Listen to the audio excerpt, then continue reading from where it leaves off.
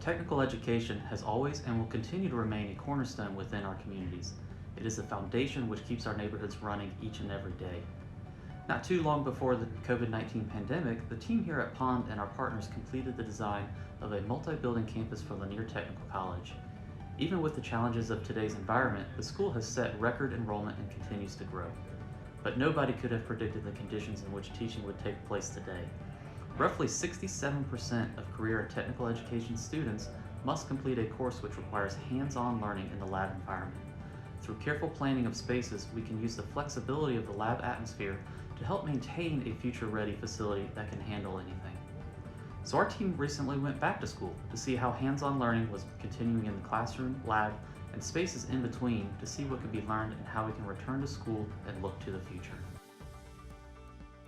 So the world as we know it has changed. We spent a year in isolation at home. We've been afraid to go out to do just the most simple mundane tasks like going to the grocery store, going to a restaurant, or even just seeing our friends and family. And that level of isolation really does change the way you think and view the world. And so that it has really changed our mindset as we move forward. But one of the things that we need to make sure that we address is how do we make people feel comfortable where they are? Because they're coming back. They're coming back to the office, they're coming back to the campuses, and so how do we make them feel safe? And so that's something as an interior designer that we really want to focus on, that safety factor. One of the things that we're finding that is just a really simple thing that everyone has already embraced is keeping up with the hand sanitizer. It allows people to quickly feel better because they can hand sanitize and then they can move on from their daily tasks. So, that's something that I think all campuses, is a great inexpensive way to make people feel safe and comfortable. But another thing that we really need to make sure we look at is how do we allow individuals to feel comfortable in the social and collaborative setting. So what can we do? And looking at how we group furniture in those collaborative environments is going to be really important. We need to make sure that we provide variety of levels and customization. So for those people who are not quite comfortable and still need that separation of 6 feet, making sure that seating environment is available to them. And these can be done through like simple niches or alcoves in the wall or like little seating benches, but these are really simple ways. But at the same time, there are some people who are just so happy to be back, happy to see people. And so making sure that we have those environments too, so allowing the seating to be customized and changed throughout the day based on a person's needs. This is a way to really allow the individual control, and that's something that lets people feel both valued and then also gives them a level of comfort. The other aspect of it is looking at, from a collaborative environment, where can we activate the unexpected? And a lot of times we found that corridors are just treated as ways to go from point A to point B.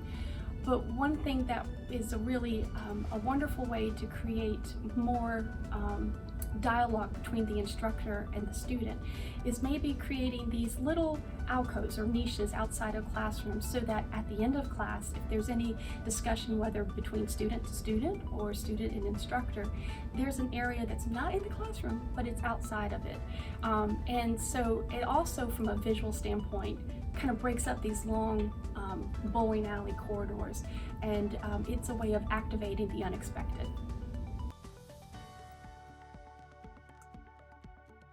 In technical education, the lab space becomes the heart of the program. These skill sets are developed primarily by seeing and then doing. 70% of teachers feel that students have not adapted well to remote learning, and that number only goes up with career and technical education programs. There is no substitute for the in-person contact with students. Access to proper and modern equipment is irreplaceable. Students will typically work in teams in close environments and possibly directly with members of the community with programs like dental hygiene and cosmetology. There remains a need for this work even in the conditions we live in. Through creativity and the physical response, it is possible to adapt the environment in which we perform these tasks and continue the training simulations that are desperately needed. Technological advancements and recent changes in pedagogy all place demands on physical space, especially the lab environment. These demands can best be described based on the assignable square feet per student station. While there is still a need for lecture-type classrooms where seat count can be maximized, there is also an increasing need for rooms that can accommodate a variety of teaching methods and pedagogies. In the lab, for example, you might have a student who is learning how to disassemble a brake caliper on a vehicle and normally might work in a pair or a group to do so. Now the opportunity presents itself to enhance this task with technology through the use of overhead camera systems, allowing a professor to demonstrate to multiple students who then can repeat the task themselves, all while remaining physically distanced and allowing the building to do the work for you. The most widely used guideline for classroom and lab utilization guidance remains about at 60%. This means that there is room on our campuses to adapt. For example, phlebotomy doesn't always happen within the sterile environment of a doctor's office or a campus lab.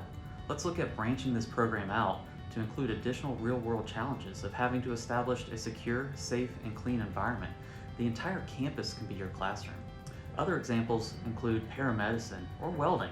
We can look at expanding these into the areas on campus that may be underutilized at this point in time and explore those real-world environments.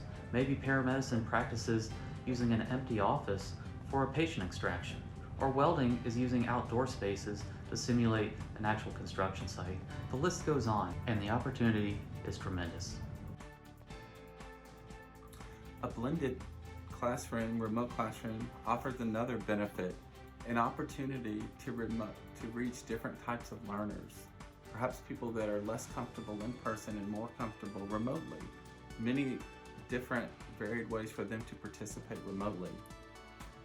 Another major deterrent to education that we're all very familiar with is the cost of education. There's a chance that in the long run, remote education will lower the cost of an education. So by providing greater convenience, lower cost, and higher quality in terms of delivery methods, it sounds like a win-win for students and faculty and institutions, a win-win-win. What are the other possibilities and benefits beyond serving the current students in response to COVID? Remote learning classrooms will enhance the connectivity and the ability to partner and collaborate, enabling stronger partnerships with local institutions, many of whom with whom you have bridge programs, Clemson, USC, and others. Or consider the opportunity for cultural exchange from further afield, such as a sister institution in another country. Many technical and community colleges serve a wide geographic area with multiple campuses. Consider the opportunity to better connect and leverage your own assets internally with remote learning classrooms. In terms of workforce development, think of the potential to connect with business leaders and employers unable to visit your campus when you need them to. Another inherent benefit of all the new connectivity will be an expanded presence and awareness of your institution and the individuals representing your institution. So despite all the unknowns and uncertainty and the sand shifting beneath our feet, there's one thing we know for sure: no one is better positioned to address the changing landscape than educators. Teaching is a service industry. Most are drawn to teaching to help others. Michael Smith, who researches and writes and teaches about how technology causes power shifts in industries, very similar to what's happening in higher education right now, has this to say: as educators, we strive to create opportunities for as many students as possible to discover and develop their talents and to use those talents to make a difference in the world. It's what educators have always done, and it's what they will continue to do. Innovate by putting the interest of the student first. By embracing the change, we make ourselves and our institutions more relevant and more accessible. It's an exciting time to be an educator,